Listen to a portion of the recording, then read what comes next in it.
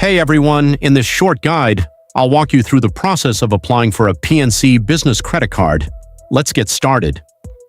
Before anything else, make sure your business qualifies. Your company should be legally registered, and it's helpful to have a personal credit score of around 650 or higher to improve your chances of approval. Next, explore the different business card options available from PNC and pick the one that matches your goals. For example, you might consider the PNC Cash Rewards Visa Signature Business Credit Card if you want cash back, or the PNC Points Visa Business Credit Card if you prefer earning points. Once you've chosen your card, prepare the necessary information.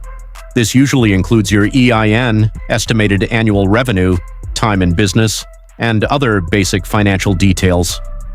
After that, visit the official PNC Bank website, navigate to the Business Credit Card section, select your preferred card, and complete the online application form.